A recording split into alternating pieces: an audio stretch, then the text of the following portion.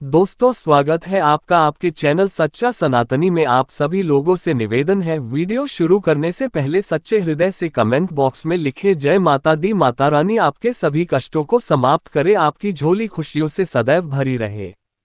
आज की कहानी बहुत ही ज्ञानवर्धक है। अगर आपके घर में धन नहीं रुकता है तो नहाते समय औरतें ये उपाय जरूर करें, अचानक धन प्राप्ति होती है।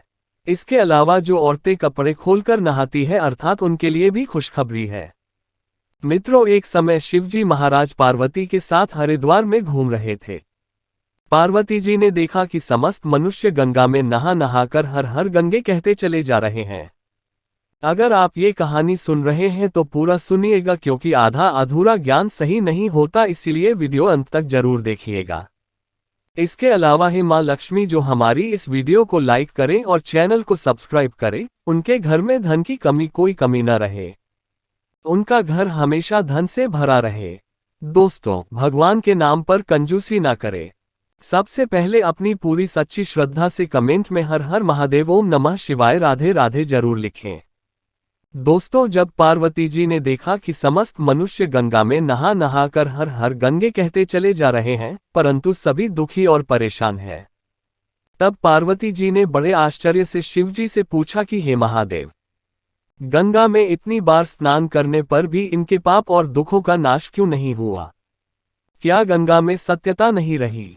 शिवजी ने कहा, प्रिय, गंगा में तो वही सामान्य है, परंतु इन लोगों ने पापनाशिनी गंगा में स्नान ही नहीं किया है, तब इन्हें लाभ कैसे हो?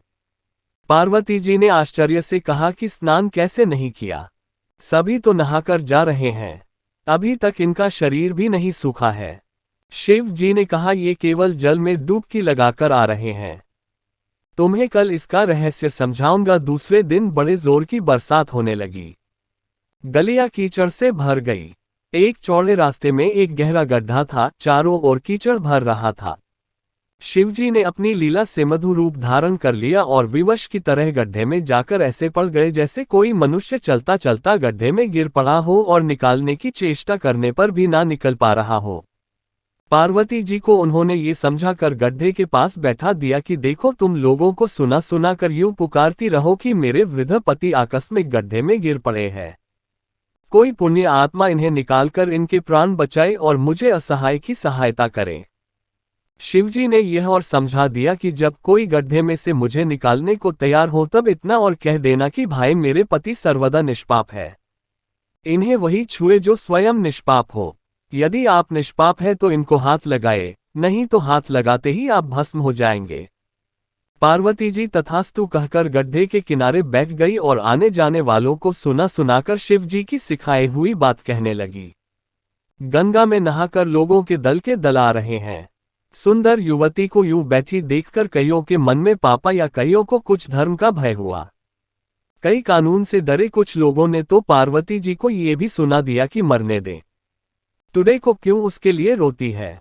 और कुछ दयालु चरित्रवान पुरुष थे, उन्होंने करुणा बस उस युवती के पति को निकालना चाहा, परंतु पार्वती के वचन सुनकर में भी रुक गए।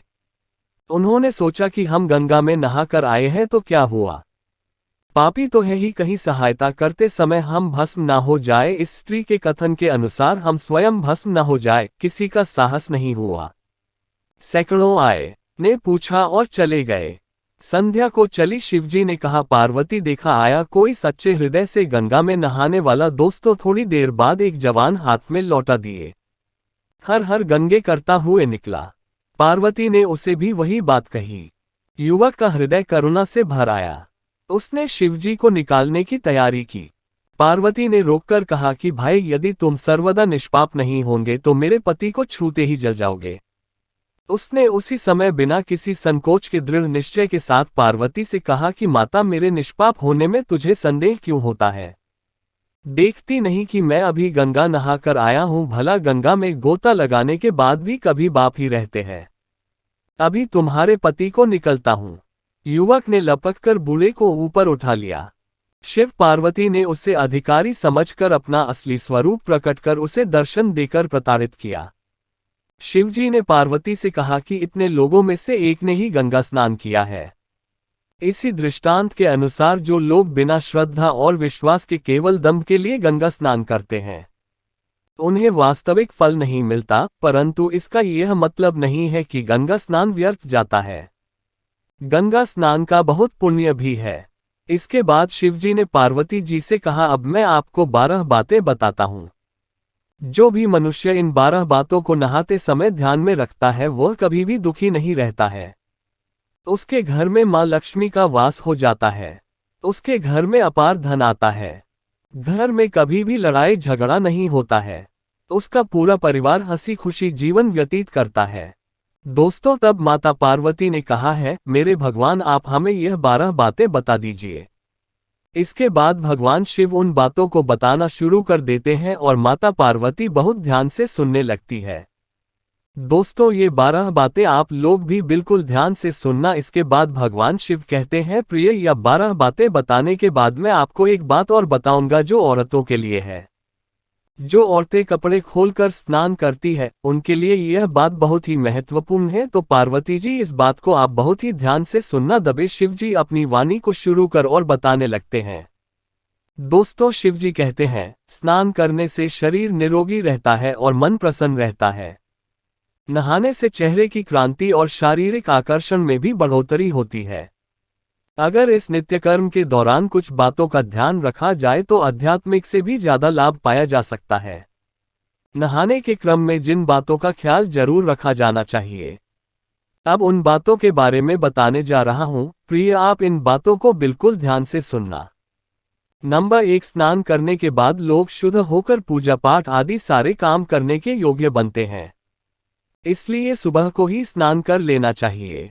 नंबर 2, शास्त्रों में कहा गया है कि स्नान करने से इन 10 गुणों की प्राप्ति होती है।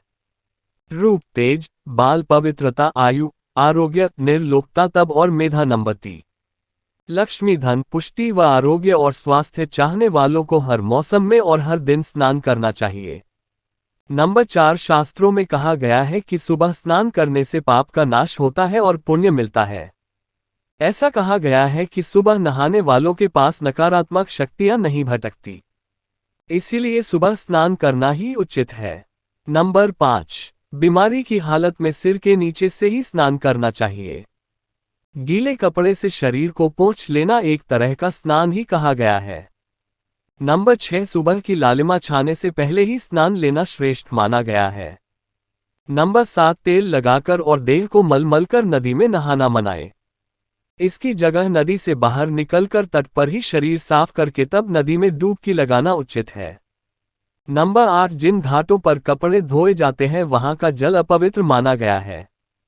इसलिए वहां से कुछ दूर हटकर ही नहाना चाहिए, क्योंकि मनुष्य के सही और गलत आचरण उन कपड़ों में पाए जाते हैं और ऐसे जल के पास स्नान करना वर्जित है, क्योंकि मनुष्य के कपड़ों में कई तरह के सूक्ष्म कीटाणु होते हैं। इसीलिए ऐसे जल और तट के पास स्नान नहीं करना चाहिए। नंबर 9, नदी में 11 या 21 डुबकियां लगाना अच्छा बताया गया है। नंबर 10, पवित्र नदियों में कपड़े नहीं छोड़ने की मनाही है। नदी में किसी तरह की गंदगी नहीं बनानी चाहिए। नंबर 11, नल की तुलना में झरने का पानी, झरने से ज्यादा नदी का पानी, नदी के पानी से किसी तीर्थ का जल, तीर्थ के जल से गंगा जल अधिक श्रेष्ठ माना गया है, शुभकारी माना गया है। सभी तीर्थों में सबसे बड़ा तीर्थ स्थल माना गया। नंबर 12, गंगा माता का कथन है कि स्नान करते वक्त कोई चाहे जहां भी मेरा स्मरण करेगा, मैं वहां के जल में आ जाऊं। इसके बाद शिवजी ने कहा, अब मैं आपको औरतों के बारे में बताता हूं जो औरतें कपड़े खोलकर स्नान करती है। शिवजी ने कहा, हिंदू धर्म में शास्त्रों में हर एक चीज के लिए कुछ नियम बनाए गए हैं। इन नियमों में से एक है स्नान को लेकर की गई बातें। ऐसा माना जाता है कि आम व्यक्ति को शास्त्रों के नियमों का पालन जरूर करना चाहिए, जिससे घर की सुख समृद्धि बनी रहती है और खुशहाली आती है। साथ में अपार धन बरसता है। माता लक्ष्मी प्रसन्न होती है। दरअसल हमारे शास्त्रों में ऐसी कई बातें लिखी गई है जिनका हम पालन सदियों से करते चले आ रहे हैं, लेकिन उसके कारणों के बारे में अभी भी पूरी जानकारी नहीं है। ऐसे ही नियमों में से एक है निर्वस्त्र स्नान करना। आपने अक्सर घर के बड़ों को ऐसा कहते सुना होगा कि कभी भी स्नान बिना कपड़ों के यानी निर्वस्त्र नहीं करना चाहिए। अगर हम पौराणिक कथाओं की बात करें तो निर्वस्त्र स्नान की मनाही का एक सबसे बड़ा कारण कृष्ण जी के समय से जुड़ा है। पौराणिक कथाओं के अनुसार एक बार जब गोपिका ये सरोवर में स्नान कर रही थी और वो निर्वस्त्र थी, उस समय बालकृष्ण ने गोपियों के सभी वस्त्र छिपा दिए। उस समय जब कृष्ण जी ने उनके वस्त्र छिपा लिए और गोपियों ने अपने वस्त्र वापस लेने की प्रार्थना की, कृष्ण जी ने उन्हें समझाया कि कहीं भी बिना वस्त्र धारण किए स्नान नहीं करना चाहिए। इससे जल के देवता वरुण का अपमान होता है, इसलिए आपको निर्वस्त्र स्नान न करने की सलाह दी जाती है। अगर आप नहाते समय ये सोचते हैं कि बंद कमरे में कोई आपको नहीं देख रहा है तो ऐसा गलत है, क्योंकि ईश्वर आपको हर स्थान पर देखते हैं। यदि आप निर्वस्त्र होकर स्नान कर रहे हैं तो ये मुख्य रूप से जल के देवता वरुण का अपमान करने जैसा होता है। निर्वस्त्र स्नान से आपको पाप लग सकता है और आर्थिक और शारीरिक नुकसान पहुंच सकते हैं। नहाते समय आपके पूर्वज भी आपको नग्न अवस्था में देखते होते हैं। भूत प्रेत भी आपको नग्न अवस्था में देखते हैं और वह आपके ऊपर चिपक सकते हैं, आपके शरीर में अपना स्थान बना सकते हैं। इसीलिए ईश्वर ने मनुष्य को बचाने के लिए इन सभी बातों का जिक्र शास्त्रों में किया है। यदि आप निर्वस्त्र स्नान करते हैं तो आपके शरीर में नकारात्मक ऊर्जा प्रवेश करती है और आपकी मानसिकता भी नकारात्मक हो सकती है। इसलिए हमेशा आपको यही सलाह दी जाती है कि भले ही आप नहाते समय कोई एक कपड़ा धारण करें, लेकिन बिना कपड़ों के स्नान ना करें, तभी आपके लिए बेहतर होगा। निर्वस्त्र स्नान से शरीर की सकारात्मक ऊर्जा शरीर से बाहर निकल सकती है और इसका प्रभाव आपके शरीर के साथ मन मस्तिष्क में भी होता है। गरुड़ पुराण के अनुसार जब आप स्नान करते हैं, जब आपके पितृ यानी मृत पूर्वज आपके आसपास मौजूद होते हैं, यदि आप निर्वस्त्र स्नान करते हैं तो आपको पितृ दोष लग सकता है। दोस्तों, ऐसे स्नान करने से आपके पितरों को तृप्ति नहीं मिलती है और ये घर में पितृ दोष का कारण बन सकता है और ये वस्त्रों से गिरने वाले जल को ग्रहण करते हैं, जिनसे उनकी तृप्ति होती है। निर्वस्त्र स्नान करने से पितरों अतिरिक्त नाराज होते हैं, जिनसे व्यक्ति का तेजबल, धन और सुख नष्ट होता है। इसलिए कभी भी निर्वस्त्र होकर स्नान नहीं करना चाहिए। दोस्तों, पुराण के अनुसार नहाने वाला पानी पूर्वजों के हिस्से जाता है और निर्वस्त्र होकर नहाने से इसे पितरों के समक्ष बिना कपड़े के नहाना माना जाता है। शास्त्रों में ऐसी मान्यता है कि यदि कोई निर्वस्त्र स्नान करता है तो माता लक्ष्मी उससे रूठ हो सकती है। इससे आपकी कुंडली में धन हानि के योग्य बन सकते हैं और आपकी आर्थिक स्थिति खराब हो सकती है। इन्हीं कारणों से आपको निर्वस्त्र स्नान न करने की सलाह दी जाती है और शास्त्रों में भी इस बात की मनाही है। दोस्तों, अगर आप शास्त्रों का सम्मान करते हैं तो 1 लाख जरूर करना और हमारे चैनल को सब्सक्राइब करके जरूर दबाना। सच्चे दिल से कमेंट बॉक्स में लिख देना जय माता दी।